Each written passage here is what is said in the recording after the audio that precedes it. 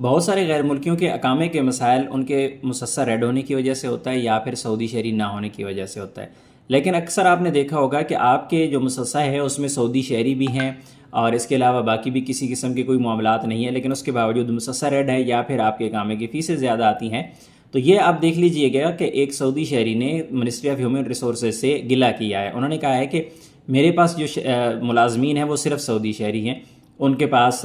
Contract بھی موجود ہیں، ان کی جو سیلریز ہیں وہ بھی پیڈ ہیں، اور اسی طرح ان کی ہیلتھ انشورنس جو ہے وہ بھی وی آئی پی ہیلتھ انشورنس میں نے دی ہوئی ہے، اس کے باوجود میرا مسسہ ریڈ ہو گیا ہے۔ تو منسٹری آف ہیومن ریسورسز کی جانب سے جو رپلائی کیا گیا ہے اس میں کہا گیا ہے کہ آپ نے جو ملازمین رکھے ہیں سعودی شہری ہیں، تو رول یہ ہے کہ سعودی شہریوں کی جو سیلری ہے وہ 4,000 ریال سے کم نہیں ہونی چاہیے۔ تو آپ کے پاس کوئی ایسا شہری موجود ہے جس کی سیلری 4,000 ریال سے کم ہے، اس وجہ سے آپ کا جو مسسہ ہے وہ ریڈ میں چلا گیا ہے۔ تو آپ لوگوں کو بھی دیکھنا یہ پڑتا ہے، بہت ساری چیزیں آپ کو بھی نہیں پتہ ہوتی، آپ کے کفیلوں کو بھی نہیں پتہ ہوتی۔ کفیل کہتا ہے سب کچھ کلیئر ہے، اس کے باوجود آپ کا اقامہ نہیں بن رہا،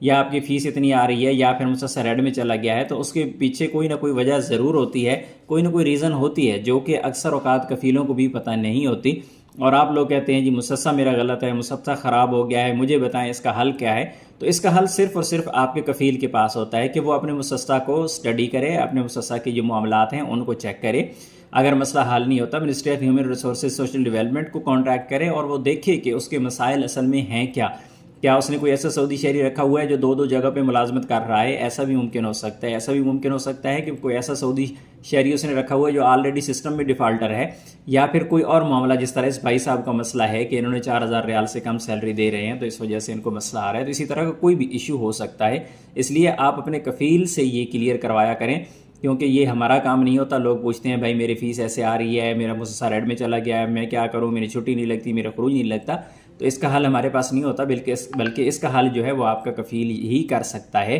اور وہ اس صورت میں ہو سکتا ہے کہ وہ ministry of human resources and social development کو کانٹیکٹ کرے، اپنا مسئلہ بتائے، اور اس کے بعد وہ بتا سکتے ہیں کہ آپ کی پرابلم کہاں پہ آ رہی ہے۔